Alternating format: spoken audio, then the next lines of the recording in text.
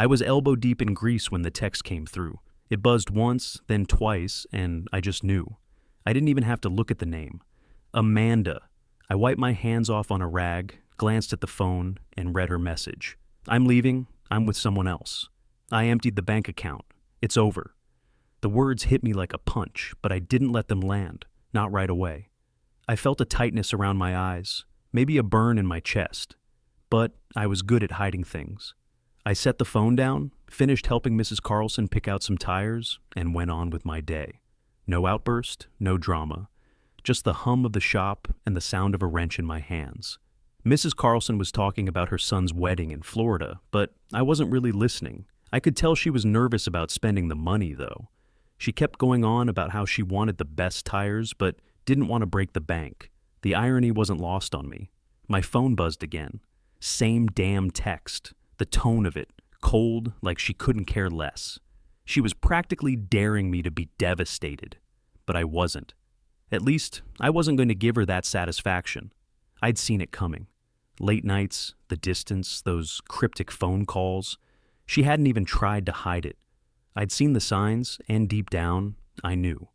When Mrs. Carlson finally left, I took a breath, picked up my phone, and typed a quick reply. Good luck. No more, no less. I sent it, closed the shop for the day, and locked the door behind me. The evening air felt colder than it should have, but that wasn't the only thing that had changed. I could hear the hum of the traffic, the distant sound of sirens. I walked down the sidewalk, my boots hitting the pavement, feeling the weight of everything settle into me. But I wasn't going to let it break me. Not yet. I knew what I had to do next. The morning after Amanda's text, I sat at my kitchen table, staring at the stack of papers in front of me. The sunlight filtered in through the blinds, but it didn't do much to warm the place up. It felt colder in here than it should have. The room smelled faintly of coffee, and I could still hear the hum of the shop in the back of my mind. But I couldn't focus on that right now, not with everything else hanging over me. I pulled out the folder I'd been building for months, carefully sorted receipts, credit card statements, notes on every strange purchase. Every late-night shift she claimed was just another busy day at work. I ran my finger over the papers, feeling the weight of them, like each sheet held a small piece of the life I'd spent 15 years building with Amanda. 3 months ago, I found the restaurant receipt in her purse, hidden beneath a pile of gum wrappers and loose change. A pricey one, too. I remembered the night she came home late, smelling like perfume I didn't recognize, her eyes too bright. She said she was just finishing up a meeting with a client, but the receipt told a different story. I hadn't said anything about it then. I didn't need to. The numbers didn't lie. Now I sat there, flipping through everything I'd gathered, each page a reminder that I'd been preparing for this moment long before her text yesterday. There wasn't enough here to act yet, not in the way I needed, but I had time. I was waiting for the right moment, the right piece of evidence. I wasn't about to be caught off guard, not after everything. I pulled my phone out of my pocket and called my lawyer. "Hey, it's John," I said, trying to keep my voice steady, like I wasn't sitting there, staring at my future. I need to confirm the next steps. Things are moving faster than I thought. My lawyer, a guy named Doug, sounded like he'd been expecting my call. "Okay, we'll need to file for divorce immediately. You've got the right documentation, and the financial stuff is solid. The withdrawals from the joint account, her spending habits, all that's in your favor." I nodded, even though he couldn't see it. "All right, let's do it." I hung up the phone and sat there for a minute, just staring at the papers. For the first time since Amanda's message, I felt calm, more than I expected. I wasn't angry, I wasn't even sad, I was just ready. Ready for whatever came next. It wasn't a game anymore. I wasn't going to beg or plead. I wasn't going to chase her. My phone buzzed again. This time, it was a text from Amanda, and I knew exactly what it would be. Something smug, something to show me how much better her life was without me. I glanced at it. "I'm already planning a weekend getaway with Mark. He's been so good to me. It's nice to feel valued for once. I hope you're doing okay." I almost laughed, almost. Instead, I screenshot the text and added it to the growing pile of evidence. She had no idea what she was doing, no idea how much easier she was making this for me. I didn't respond to her. No need to. Instead, I called Doug again, and he picked up on the second ring. "I've got another one," I said. "It's all adding up." He didn't even hesitate. "Great. We're good to move forward." You're in a strong position. I'll start drafting the papers, and we can file them by the end of the week. I sat back in my chair, my fingers drumming on the table. All right, do it. Let's get this over with. The thing was, I'd already been preparing for this. I'd known for months that it was coming. I'd been watching her, taking notes, moving money into a personal account I'd opened a while back. I wasn't about to get blindsided by her betrayal. It was like she thought she could just walk away with everything, like I wouldn't fight back. But she didn't know me as well as she thought. I put my phone down, went to the file cabinet, and pulled out the folder I'd been adding to for months. I looked at everything again, transaction records, text messages, emails. Amanda might have thought she was the one in control, but she was wrong. I'd already made my move. I'd set things up so that no matter how this played out, I wouldn't lose. She could run off with Mark and her new life, but I wasn't going to let her take anything from me. My lawyer was right. It was time to move forward. So I did. I grabbed my jacket and walked out the door, locking up behind me. The next day, Amanda's texts came in waves, each one sharper than the last. I didn't respond, not at first. I didn't need to. I could feel my patience thinning, but I didn't want to give her the satisfaction of seeing me react. Instead, I read her messages, one after another, each one dripping with condescension. Mark and I are looking at a few places this weekend. He's been really great to me. He works at that tech company downtown. You know the one. Her words felt like a slap, but I couldn't help it. I rolled my eyes. I'd heard enough about Mark already. Every text was a little more smug than the last, like she was trying to rub her new life in my face, and each one seemed to get under my skin more. But I stayed quiet. I was done giving her the drama she wanted. Then came the next one. Oh, by the way, I sold most of our furniture. Mark and I are moving into a luxury apartment soon. You'll have to figure out where to go. You're not getting any of the furniture, of course? I snorted. The nerve.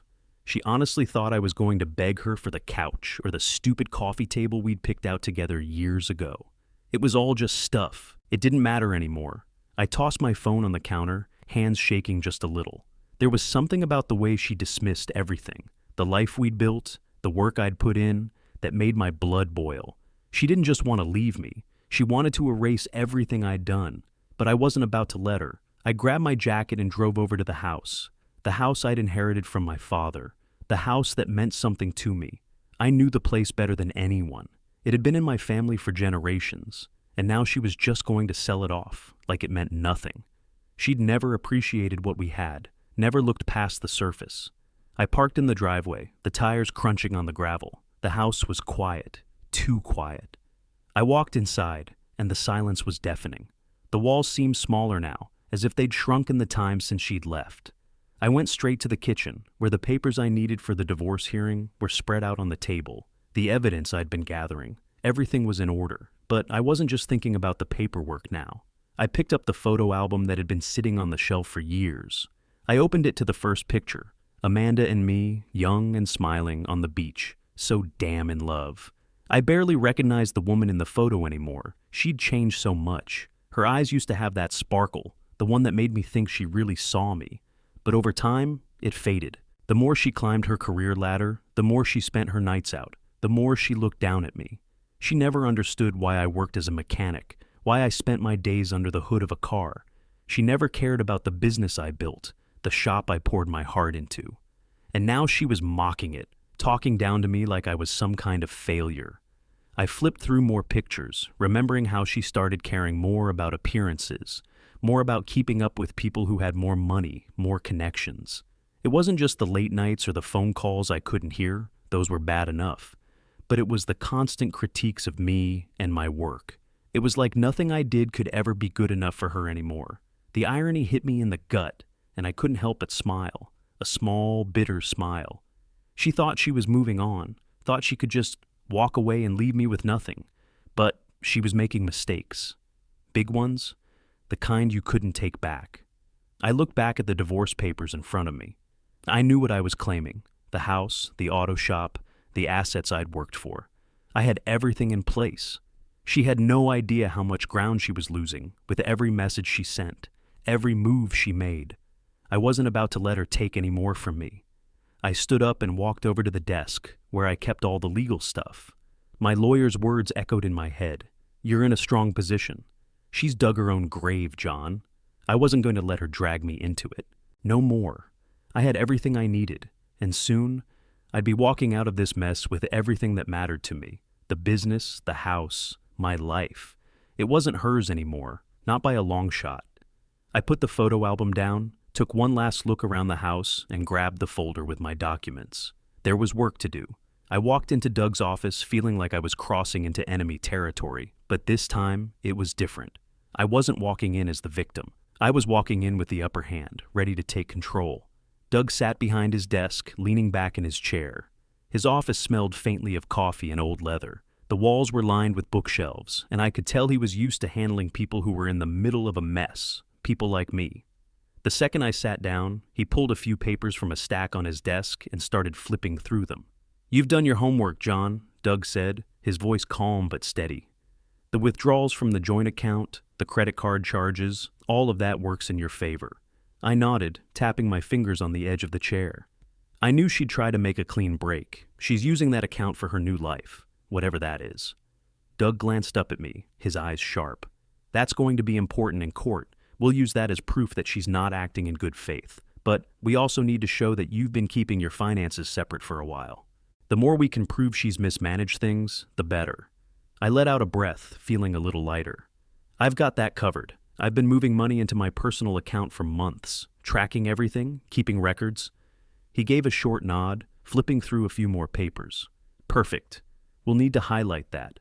Your meticulous record keeping is going to make a strong case for you. It shows that, even before all this went down, you were already planning for a fair separation of assets." The weight of his words settled over me, and for the first time in a while, I felt confident. Doug wasn't a guy who sugarcoated things, and he didn't need to. He was telling me everything I needed to hear. I had a solid case. "Let's move quickly," he said, pulling a few more papers from the stack. "I can file for divorce right away.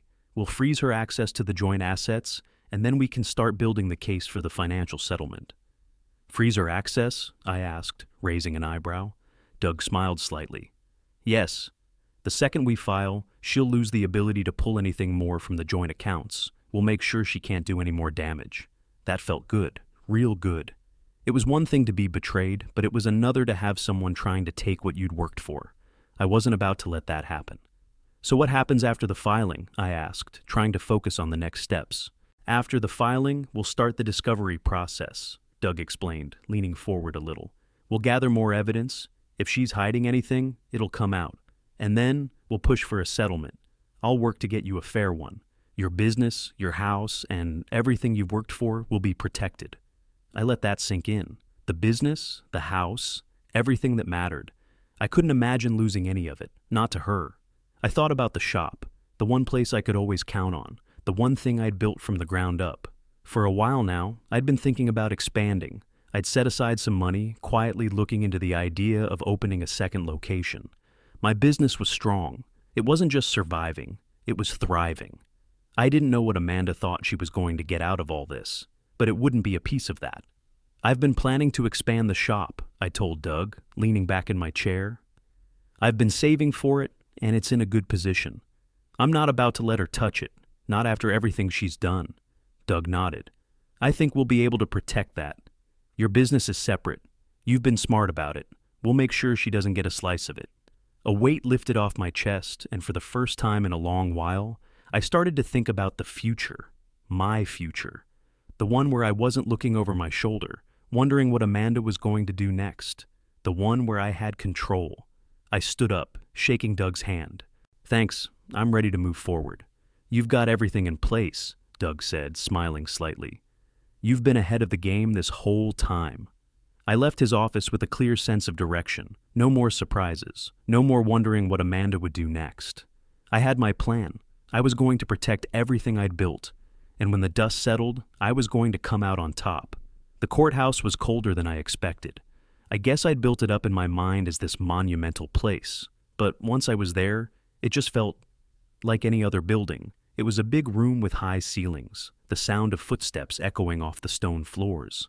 My lawyer, Doug, was standing beside me, flipping through some notes, and I couldn't help but notice the steady way he moved. He knew the ropes. This wasn't his first rodeo. Amanda was on the other side of the room, her lawyer sitting next to her. She barely glanced at me, but I felt her eyes on me like a weight. I wasn't sure what she was thinking, maybe hoping I'd beg or show weakness, but that wasn't happening. Not now, not after everything. The judge finally entered, and everything went quiet. It was a simple process, but the tension in the room made it feel like the stakes were higher. Doug stood up, his voice calm and clear as he presented the evidence. The withdrawals from the joint account, the credit card charges that weren't just accidental or misunderstood, but part of a deliberate pattern. Then, Doug pulled out my records, months of tracking every transaction, every move she made with our shared money. Amanda's lawyer was quick to stand up, trying to defend her. He argued that I was being vindictive, that I was simply trying to make things harder for her, that the marriage had been broken for a long time.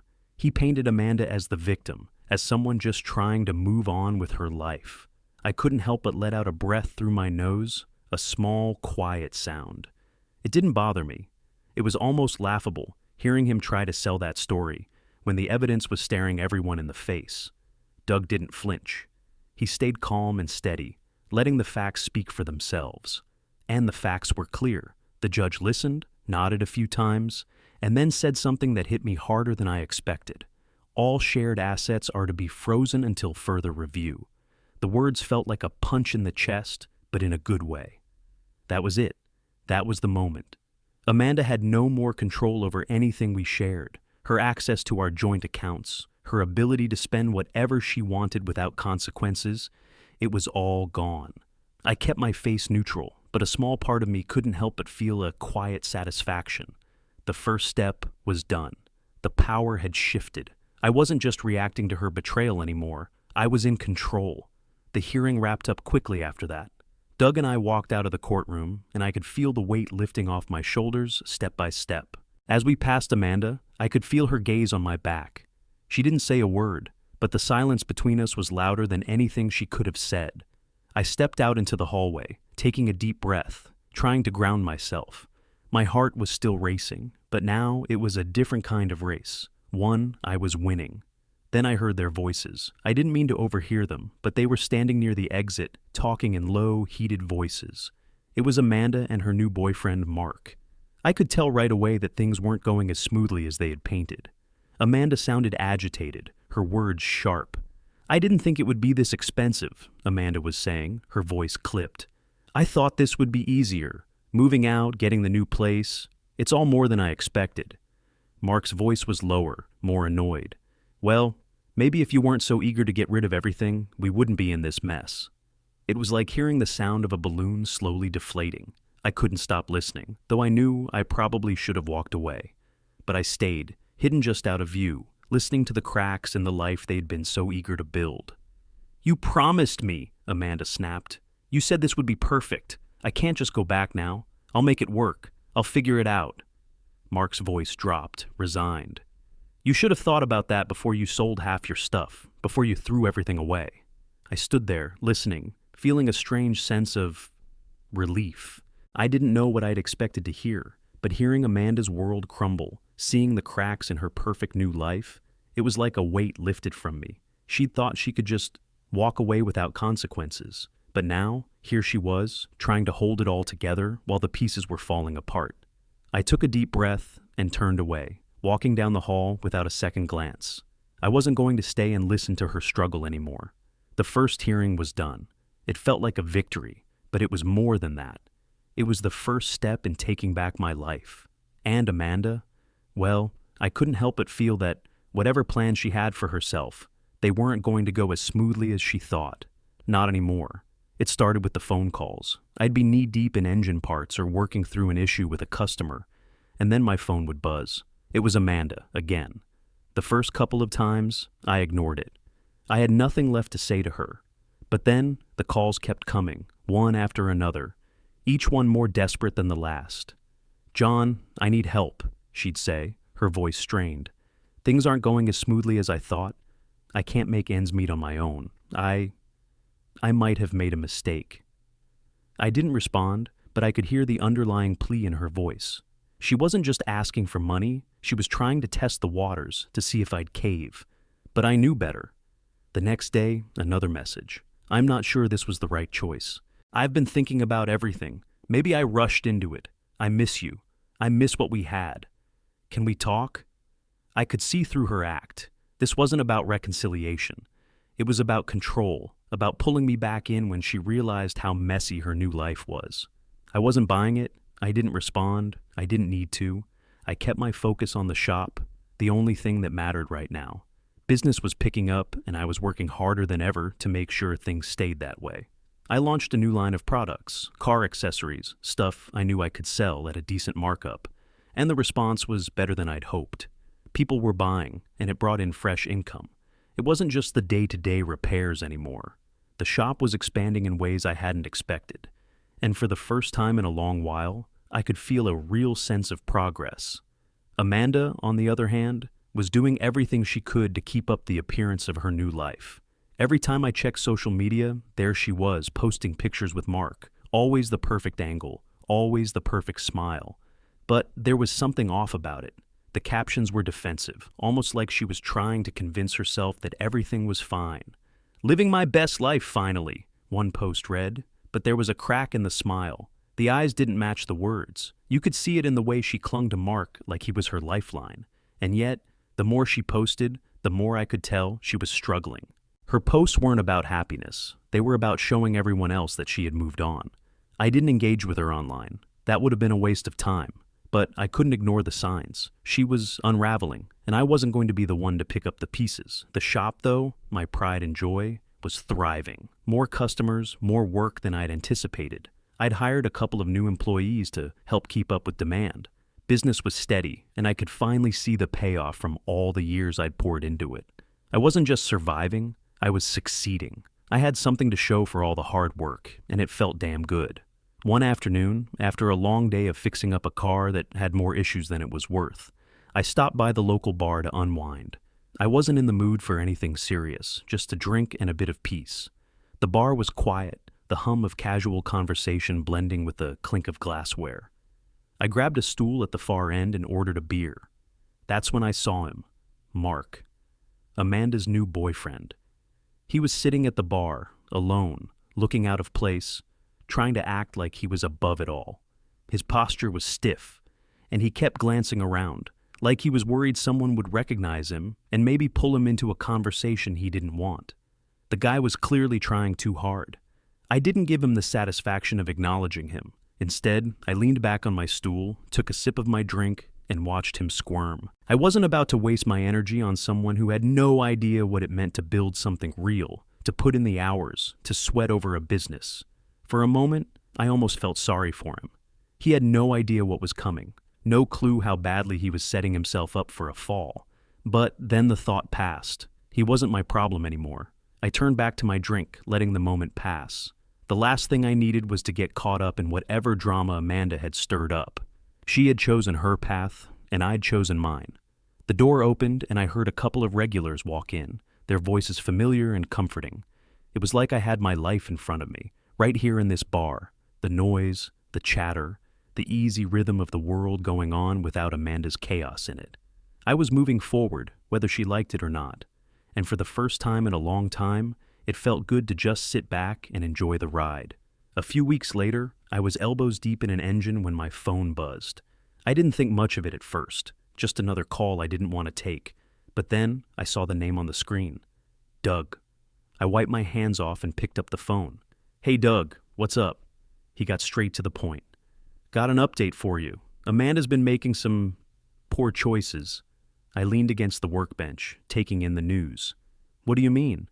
"She's been running up credit card debt like crazy. Nothing new there, but it gets worse. She's gotten herself involved in one of those pyramid schemes, the kind that promises quick financial returns." I felt a small smirk tug at the corner of my mouth. I didn't have to say anything. Doug knew I wasn't surprised. Amanda always had a way of chasing the next shiny thing, whether it was her career, her looks, or now some quick money scheme. She'd always thought she could just skip over the hard work. Turns out, that didn't work so well in the real world. "I heard from a few people around town that she and Mark are already fighting over money," Doug added. "She's starting to feel the pressure. The cracks are showing." I didn't need any more details. I could practically hear the tension in her life from here. Her so-called new beginning was nothing more than a house of cards, ready to topple. It wasn't my problem anymore. I leaned back and took a long breath, letting the satisfaction of it all settle in my chest. Amanda had always been so sure of herself, so certain she was going to be fine. She thought she could leave me behind and walk straight into a perfect new life. But now, I was watching her unravel from a distance. And honestly, it felt damn good. I had a different kind of life now, one that was stable. My shop was thriving. I had invested in new tools, improved the customer experience, and kept pushing forward. Business was booming. I was putting in the work, and I was starting to see the results. I wasn't chasing empty promises. I was building something real. Doug's voice pulled me back to the conversation. This is going to help your case, John. All this financial chaos, it's only going to weaken her position. She'll have a hard time explaining all this in court. Good, I said, my voice firm. She doesn't deserve a damn thing. Doug chuckled on the other end. It's a good thing you've been keeping track of everything. Your records will back you up. I nodded, even though he couldn't see me. I've got everything. No surprises. The truth was, I'd been preparing for this moment long before the divorce papers had even been filed. I'd been keeping a close eye on Amanda's finances, watching every move she made, documenting everything. The more I gathered, the clearer it became. She wasn't going to win this fight, not with the mess she'd made of her life. A week later, Doug called me again, and this time, it was good news. We've got the final divorce settlement, he said. Everything's in order. The house, the business, your finances, all yours. She gets what's left, but it's not much. I let out a breath I didn't realize I was holding. The house, the business, my future. It was all in my hands now. Amanda got a few scraps, but it wasn't even close to what she'd hoped for. I hadn't been in this for revenge. I didn't want to destroy her, but I wasn't going to let her take what I'd built. And in the end, that's exactly what had happened. She'd lost everything that really mattered. I hung up with Doug, feeling like a weight had been lifted. I was free, not just from Amanda, but from the mess of everything that had come before. I could finally focus on my future without looking over my shoulder. The next morning, I walked into the shop with a fresh sense of purpose. I had the freedom to grow, to expand. The next step was to start looking for a second location. I had the resources and I had the drive. I wasn't stopping here. The business was mine, and now, so was my future. I could hear the sounds of the shop around me, wrenches clanking, engines starting, customers chatting. It felt like home. And for the first time in a long time, I was at peace with where I was. Amanda could keep chasing whatever dreams she wanted, but I was building something real, and that, I realized, was enough. Months had passed since the divorce, and the change in my life was almost unrecognizable. The shop was thriving, better than it ever had. The second location I'd been planning for was now up and running, and it felt good to walk into that new space, seeing the employees I'd hired working hard, making it all happen. I wasn't just surviving. I was building something bigger, something that was mine, the kind of success I'd always dreamed about, but never thought I could have. I'd hired a few more people to keep things running smoothly between the two locations. My regular customers were loyal, and word of mouth had been better than I expected. I was busier than ever, but I liked it that way. There was no time to look back, no time for regrets. The shop, my business, it was everything now. Meanwhile, Amanda's life seemed to be a complete mess. I heard through mutual acquaintances that she'd been bouncing from job to job, struggling to find something steady. The new apartment she'd rented wasn't exactly a luxury one. It was a small place in a rundown building. She'd never said it out loud, but I knew the truth. Her new life wasn't the fairy tale she'd imagined. It was hard work, no cushion, no safety net. Every so often I'd hear about her latest attempts to get back into the dating scene. They never lasted. I guess Mark wasn't everything she'd hoped for, and her bitterness was only growing. She was still trying to keep up appearances on social media, but the posts were defensive now, filled with half-hearted captions and forced smiles. She wasn't fooling anyone, least of all me. One afternoon, while I was tightening a bolt on a customer's car, my phone buzzed on the workbench. I picked it up expecting a call from one of the shops, but instead, it was a text from Amanda. "Can we talk?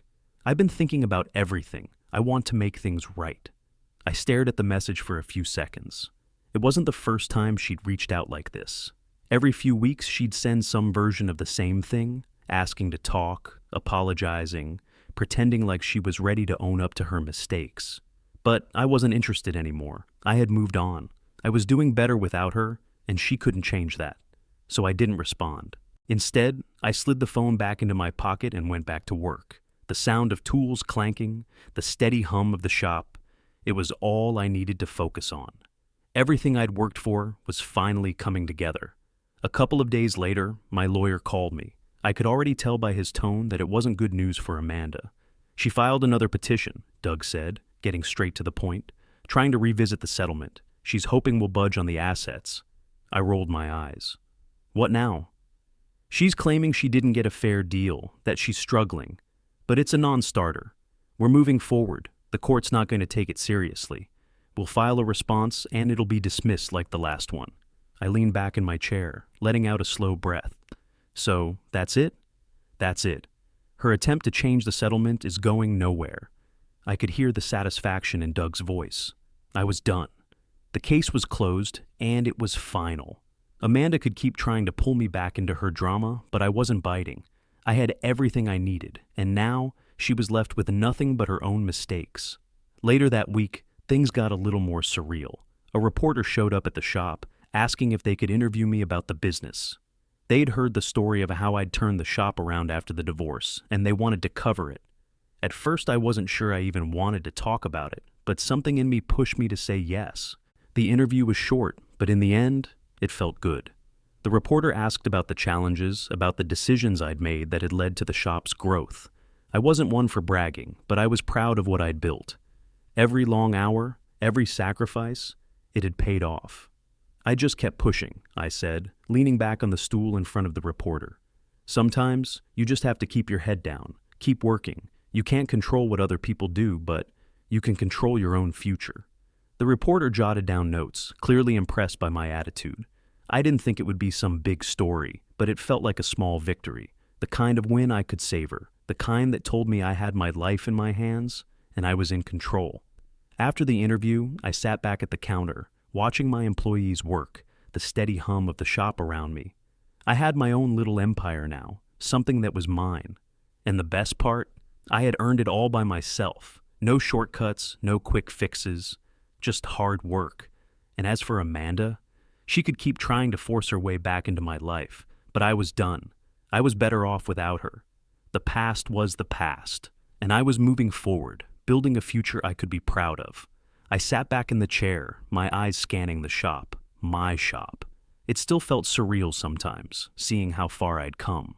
I'd been through hell with Amanda, but in the end, it was her that ended up stuck in the past, clinging to a life that wasn't hers anymore. She thought she could tear me down, that I'd crumble without her, but all she did was light a fire under me. I wasn't just surviving anymore. I'd built this, every damn inch of it, the second location, the loyal customers, the employees who were just as invested in the business as I was. I was proud of how far I'd come. I had a sense of satisfaction every morning when I opened the doors to the shop, the same doors I'd once walked into, unsure of what the future held. Now I knew. It was mine. I looked up at the framed picture of the shop hanging on the wall. It was the first photo I'd taken when I'd opened the place, just a small, run-down building with peeling paint. That picture had always reminded me of where I'd started, how much work it had taken to get here, and every time I looked at it now, I saw more than just a shop. I saw everything I'd fought for, the late nights, the missed holidays, the sweat and the hard choices, and it was worth every single bit of it. Meanwhile, Amanda was still stuck. She hadn't moved on. She'd tried to move on, but it wasn't real. Her life was a mess, and no amount of new furniture or shiny social media posts was going to change that. She couldn't escape who she really was, not deep down.